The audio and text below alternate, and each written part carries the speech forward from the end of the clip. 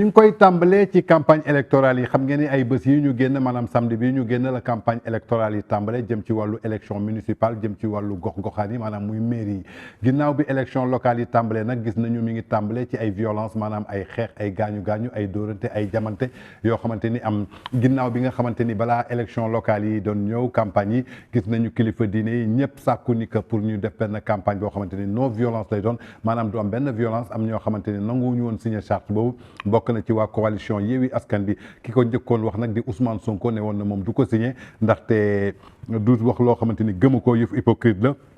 gis nañu nag bi campagne yi tàmbale moom donte nekku fi mi ngi foofu ca Ziguinchor mais gis nañu violence bi tàmbale fii ci Médina bi ñu njëkk gis ci Médina maanaam mooy partisan maire sortant bi di Bamba Fall bi ñu dippee kii di Bamba Fall nekk foofu ci Médina ak partisan Cheikh Ahmed Tidiane Baye am na ñaar ñoo xamante ni laalante nañ ci laalante yu métti muy xeex boo xamante ni si diggante ñaari jigéen la muy violence yoo xamante ni ngi ràññee nañ ko foofu ca Médina ba ci militantu Bamba Fall boobu sax police daf ko mujj teg loxo suñu sukkandikoo ci violence yooyu malgré nombreux appels yi nga amoon xamante ne amoon na ci contre violence bi nga xamante ni ñi ngi ko doon sàkku ci début campagne électorale yi a été terni à la Médina ndaxte Médina moo ubbi bal bi mbar ay échauffé entre camp wu Bamba Fall ak Cheikh Ahmed Tidiane Ba bi nga xamante ni ñoom ñaar ñëpp ñooy xëccoo mairie bi mais ginnaaw loolu nag police interpellé woon na kii di xale bu jigéen boobu nga xamante ni lamset la jël ba pare daal di xotti militantu kii di Cheikh Ahmed Tidiane Ba bi kooku nag du kenn ku dul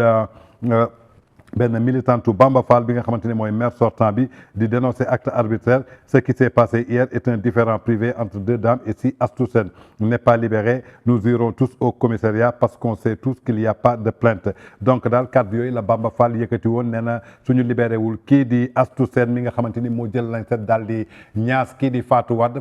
nekk militantu Cheikh Ahmed Tidiane Ba ne woon na ne dañu dem foofu ca commissariat ba ndaxte gisuñu benn plainte je crois que loolu du waxu responsable jëm ci wàllu kàddu nga xamante ni mi ngi jëm ci Bamba Fall ak nu mu mënta demee campagne électorale la waruñu ci gis ay violence ba jigéen di jël lañ set di xotti moromu jigéenam ba noppi police teg ko loxo même plainte su amul tey yaakaar naa ni police dafa war a def yoonam ndaxte police daf fi nekk pour sàmm askan bi di xeex lépp loo xamante ni jëm na ci wàllu violence ndaxte suñ ko bàyyi woon noonu leneen ak leneen dina ci juddu en tout cas daal muy violence boo xamante ni ubbeeku na foofa ca Médina du kenn nag ku dul kii di Astou Sène moo jël lañ set daal di lañ set Fatou Wade nekk militantu Cheikh Ahmed Tidiane Ba foofa ca Médina donc ginnaaw loolu nag police teg na loxo kii di Astou Sène di militantu Bamba Fall bi nga xamante ni moom moo xotti kanamu kooku di Fatou Wade mais ginnaaw loolu nee nañ nag différence privée la ñu amoon maanaam du ci élection yi lañ jotee maanaam avant élection yi am na lu doxoon seen diggante ginnaaw loolu daal donc suñu gisee arrestation boobu Bamba Fall jàppee arrestation arbitraire mi ngi lancé appel au ministre de l'Intérieur au préfet au commissaire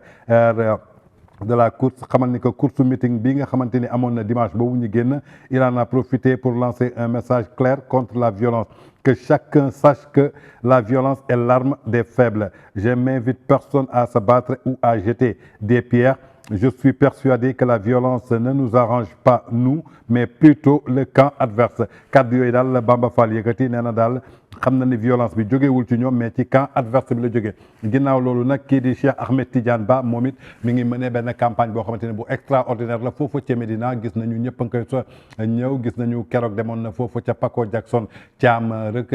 accueillir ko foofu accueil bu chaleureux Ndeye Sali Diop gis nañu kii di Amadou Ba aussi wàcc sur le terrain pour ñëw jàppale ko mais ginnaaw ba ñu demee foofu ca violence gibraltar yi kii di Cheikh Ahmed Tidiane Ba nee na leen nous sommes des républicains xamal na ni que daal ñoom ay républicains la muy taw mbaa muy neige mais ils feront face à leurs adversaires du kenn ku dul Bamba Fall maanaam daal indiwaat nañu tontu bi xamal na leen que daal ñoom ay républicains lañ muy taw muy neige jàppale ni que daal ñoom dinañ jàkkaarloo kii di seen adversaire du kenn nag ku dul kii nga xamante ni moom mooy Bamba Fall toujours ci violence yooyu la ñuy jógee bi ñu jógee ci Médina am na yeneen violence yoo xamante ni gis nañ ko foofu ca Yeumbeul Sud muy violence électorale à Yeumbeul Sud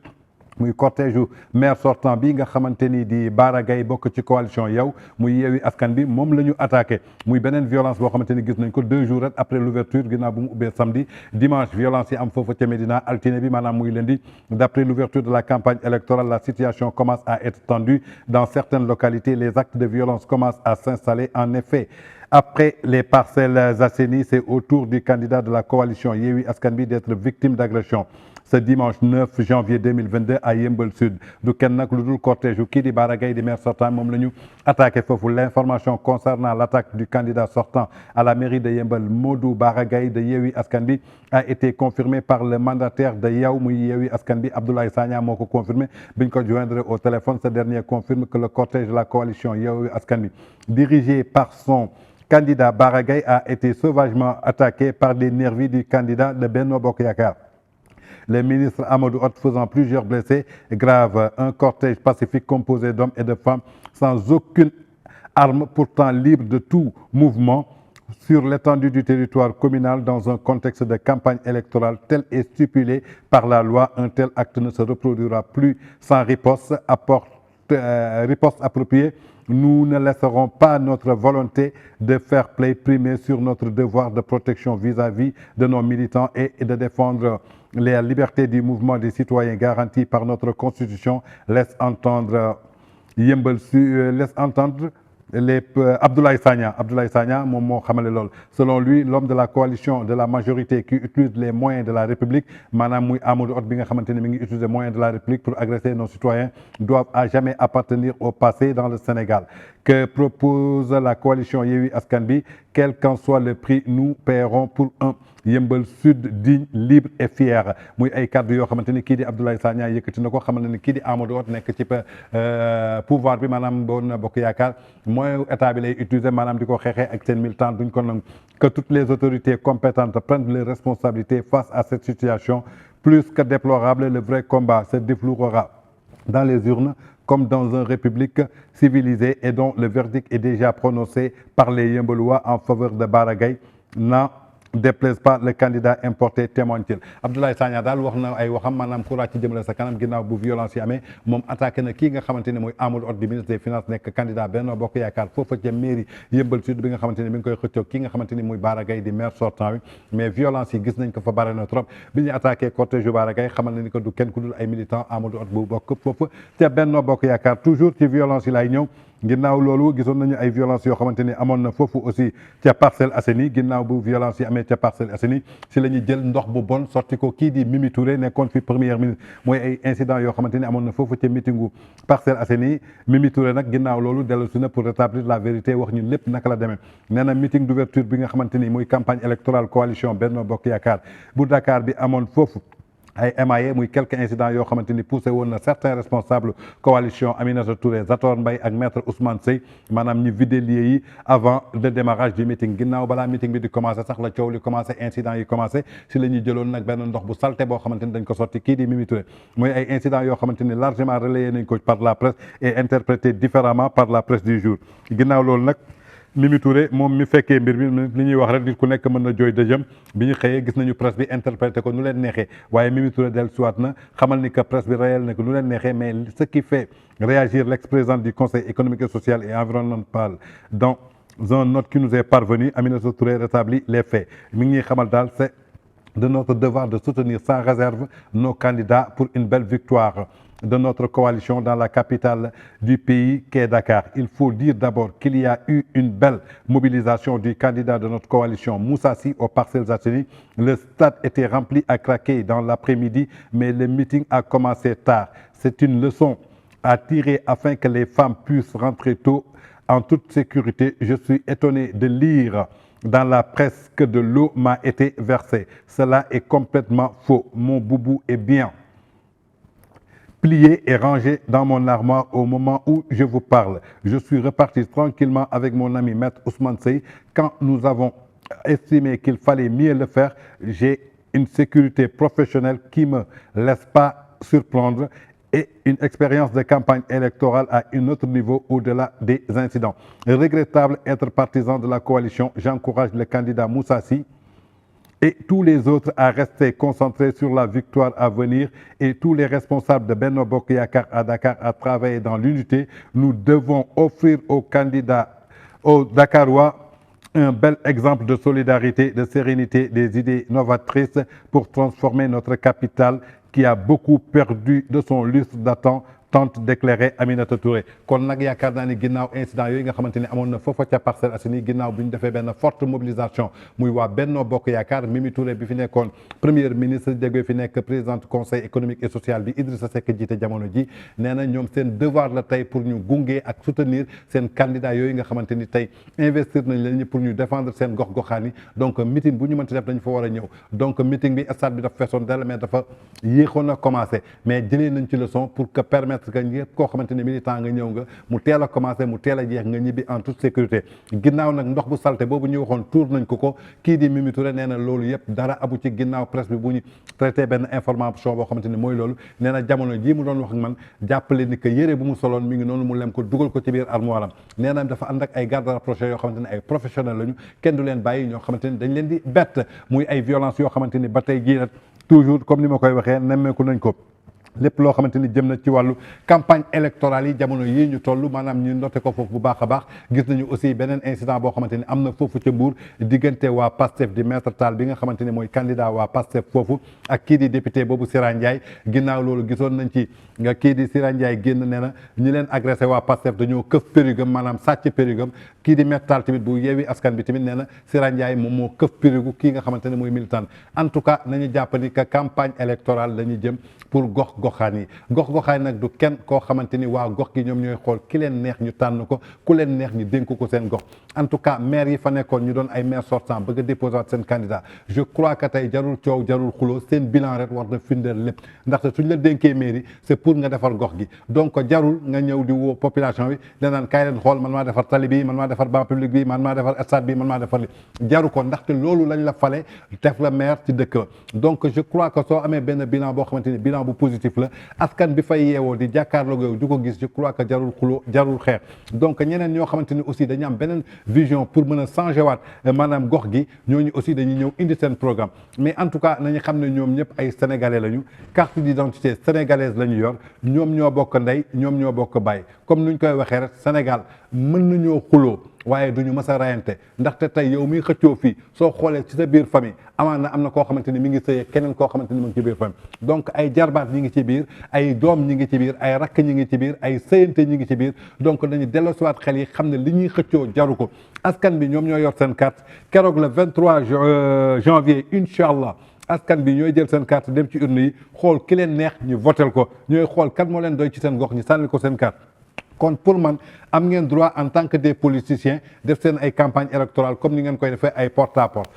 porte yoo xamante ni balaa ngeen di gis askan bi souffrir na rek maanaam ngeen soxla dara ci askan bi ngeen jógee askan bi jamono ji su ngeen xoolee politiciens yu soxla maire yëpp ñi gën a ñàkk a fayda tey ci àdduna ñoom la lépp loo xamante ni mosuñu ko woon def ñi ngi koy def dinañ dem ci jaaykatu gerte caaf bi taxaw jël fa naan dañ koy saafal gerte gis nañu ñoo xamante ni dem nañu romb ay naan jaaykatu café ñu ne dañuy jël café yi di naan en tout cas loolu yëpp seen jeu politique la mooy li may wax rek on est au 21e siècle on est avec une population mature on est avec une jeunesse boo xamante ni dañu consciente jamono jii ñu toll ku ci nekk xam nga sa askan ndaxte politiciens yi yàgg nañ leen dóor yàgg nañ leen nax je crois que nag li olof Njaay di wax rek caga kenn du ko nax ñaari yoon nax nañ leen naxati leen ngeen dénk leen ñi pare taxawee ne le élection jotaat ku ci nekk yéen a ngi leen di gis seen buntu kër tey su ngeen xoolee candidat mairie quartier boo dem mën nañu ne buntu kër bu nekk taxaw nañ alors que durant tout seen mandat ñu tul leen gis kenn koo xamante ne taxaw na ci buntu këru benn doomu aadama wala dëj am fa wala dara am fa ñi ñëw taxaw fa ndaxte taluñu leen woon léegi lañ leen tal en tout cas pour man sénégalais yi na ñëw muus jarul ngeen di def violence wala di topp ay caravane di ci xeex di ci rayante képp ku ci rayante wala nga gaañu ci yow yaa perte ndaxte tey candidat yooyu ngeen di gis ñëpp gisu leen benn doomu candidat boo xamante ni topp na caravane papam wala caravane yaayam gisu leen benn jabaru candidat wala jëkkëru candidat boo xamante ni topp na caravane jabaram waa caravane jëkkëram ñoom ñëpp ñu ngi toog seen biir kër jàpp seen jaamur yor seen xaalis di lijjanti seen bopp yéen nag yi am seen liggéey war dem liggéey dem leen ngeen liggéey ji ngeen bàyyi leen ñoom ñu def seen ay porte à porte bu leen rayante bu leen xuloo bu leen xeex ku ci nekk nag yaa moom sa carte électeur may lancer wala benn appel jamono ji boobu ba léegi ñu ngi leen di naan carte électeur yi pare na mais kenn si yéen demul jëli carte électeur am centre boo dem doo fa fekk benn nit doo fa fekk rang da ngeen di xaar ba mu ne kët ni jot na des na ñaari fan yéen ñëpp ngeen bëgg a jaxasandoo ci buntu centre yi pour récupérer ndoo seen carte indi fa ay incident indi fa ay coow ba pare ngeen di xeex suñu jógee ñu naan carte bi ngeen di jaxase carte yi je crois que il faut prendre les choses en main déjà présent dem leen ngeen jëli ji seen carte ku ci war a xëy nga dem xëyi liggéeyi li ngay liggéeyi politiciens yi la ñuy am nañ ko seen doom la ñuy am nañ ko seen jabar la ñuy am nañ ko tabax nañu seen i ay kër préparé nañu seen ay doom ñii seen doom ñi ngi à l'étranger di jàng ñii am nañu ay bourse ñii ñi ngi feneen yéen nag yéen a toll ci topp ci ay doomu aadama di leen xeexal di leen solal ay t-shirt di leen solal ay casquette ñi leen di dawloo ci mbedd bi ba ngeen pënd feebar bi di leen ci fekk lépp di leen ci fekk alors que li ngeen jëndee ordonnance du ngeen ko am sénégalais yeewu leen képp ku bëgg a nekk mairie moom moo porté choix pour être un politicien pour être candidat à la mairie na xeexal boppam xool naka lay convaincre population bi yéen toog leen seen kër ñu war a dem liggéey nañ dem liggéey surtout les parents téye leen seen doom yooyu ñu téye comme ay xar di leen solloo ay t-shirt ak ay casquettes yoo xamante ni tekkiwuñu dara jël ay affiche di leen ko tafloo partout à Dakar ay violence di am ñi ci indi ay xeex di ci indi ay coow yu dul jeex je crois que il est temps que Sénégalais yeewaat dellu soit seen xel à chaque fois la politique ça se passe comme ça mais chaque fois nu muy demee ay blessé moo ci yem élection yi jot nga ne ci élection yi la gaañoon boobu ba léegi mi ngi nii mënul def dara fan ngeen di mujjee dem ci ay émission tës ay émission xalaas man ci élection yi lañ ma gaañee woon aw ma ku ma faj maa ngi ñaan dimbale leen alors que yéen ka ngeen doon xeexal mu jaral leen ba ngeen gaañu jabaram mi ngi ci biir këram doomam mi ngi ci biir këram xeexaluñu seen papa te tey seen papa lu ñu am seen biir kër la ñuy njëkk a xalaat li olof Njaay di wax rek gis nga nit ku xiif su ko tegalee boolu lekk balaa mu lay jox nga lekk day lekk ba suur jox jabaram lekk ba suur doomam lekk ba suur yaayam lekk ba suur ay nijaayam lekk ba suur ay bàjjanam lekk ba suur ba mu xam ne ni des na mu soog a xooli kan laay jox lii ci bedd bi kon en tout cas yeewu leen élection municipale lañ jëm maanaam campagne électorale yi ñu ngi ci dernier virage yi le 23 mooy élection bi yeewu suba teel sañca ba nga jekk jël sa carte dugg ca mbañ gàcce ba xool yow ki la doy nga tànn ko ñibbi war sa kër toog képp ku yàlla dogal ni moom moo gañe gox gi ngeen ànd ak moom liggéey seen quartier en tout cas violence bi bëri na trop ci campagne électorale yi et ça a été prévisible ndaxte avant campagne électorale yi ñu ngi doon lancer charte boobu lu tax ñu ne woon charte non violence naka ñëpp a signandoo je crois que lu mel nii moo taxoon gis nañu imam yi def ci ay conférence woote ci gis nañu sëñ Bass Abdou Khadre woote ci mais ñu ci bëre ci opposition bi kenn si ñoom déglul kilifa diine yi joxuñu leen cër joxuñu leen respect alors que màggal Touba su amee wala benn kilifa diine su ñëwee ku ci nekk sol sa grand boobu di yagar di jaay naafeq di dem di leen seeti je crois que kilifa diine yi aussi